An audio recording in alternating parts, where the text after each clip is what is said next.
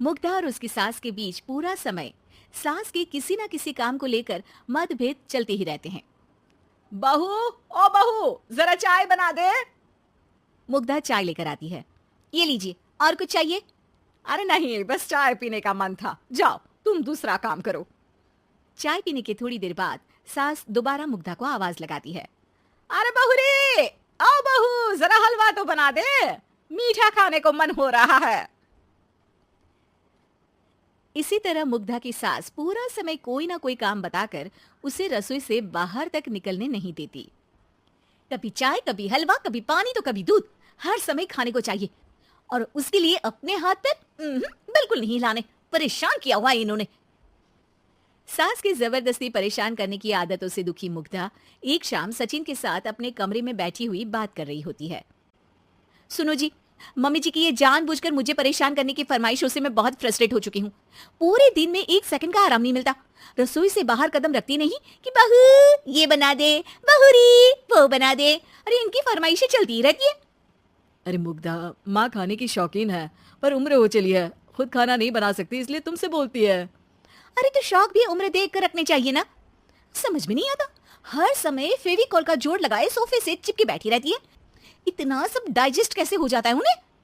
अरे तुम मेरी माँ से इतनी नफरत कैसे कर सकती हो? मैं उनसे नफरत नहीं करती जी, बस परेशान हूँ।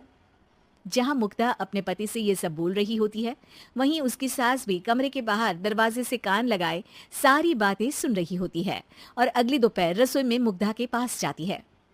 बहू, आज ना मेरा कुछ मसालेदार खाने का मन है। तो चाय बना दूं? मुझे बहुत पसंद है। अरे ना, ऐसा कर लिट्टी चोखा बना ले। और हाँ, जितना मसाला बातों में मिलाकर पति को सुनाती हो ना, सब्जी में भी वैसे ही डाला करो, खाना स्वादिष्ट बनेगा।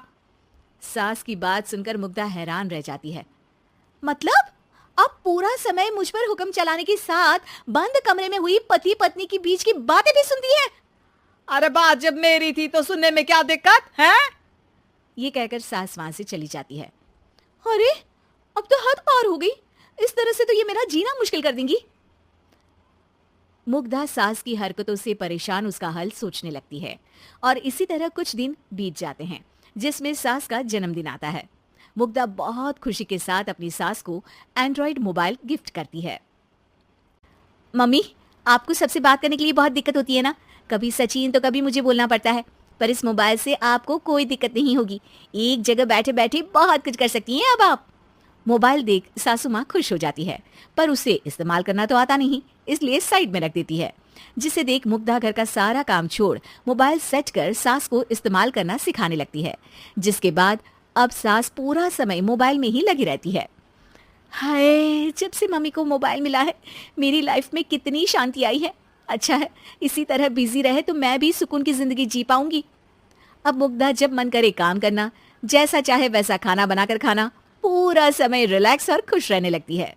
क्या बात है, आजकल तुम बहुत चहक रही हो। अरे मम्मी जी से छुटकारा जो मिला है, अब ना फरमाइशें ना छुप छुप कर बातें सुनना। अच्छा, तो मोबाइल गिफ्ट करने की ये स्कीम थी। इसी तरह दिन बीतते हैं और अब मोबाइल पर लगी सास फरमाइशों की जगह सवालों के लिए बहू को आवाजें लगाना शुरू कर देती है। अरे बहू सुन तो, देख जरा किसी का फोन क्यों नहीं मिल रहा?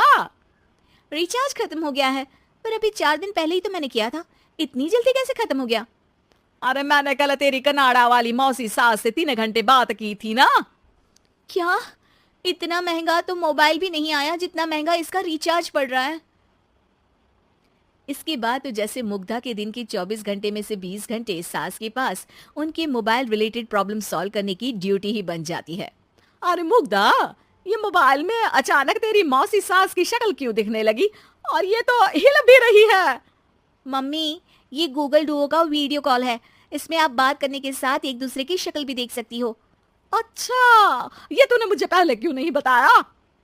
अब बताने के लिए पहले नहीं बताया। इसी बीच सचिन भी वहां आ जाता है और सास अपनी वीडियो कॉल में बिजी हो जाती है। क्यों, सास बहू में क्या गपशप चल रही है?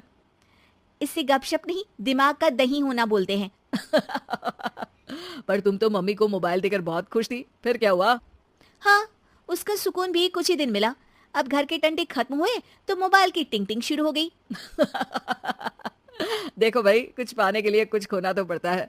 आखिर तुमने मोबाइल अपने फायदे के लिए ही तो दिया है, तो फिर सवालों के जवाब भी देने पड़ेंगे, क्योंकि जब तक उनके हाथ में ये फुंथरू रहेगा, तुम्हारी लाइफ में प्राइवेसी और सुकून रहेंगे। हम्म, कहने का मतलब है अगर इससे प्यार बढ़े तो दाग अच्छे हैं।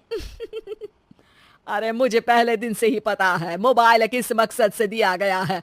भूलो मत, इससे पहले मैं बातें ही सुनती थी।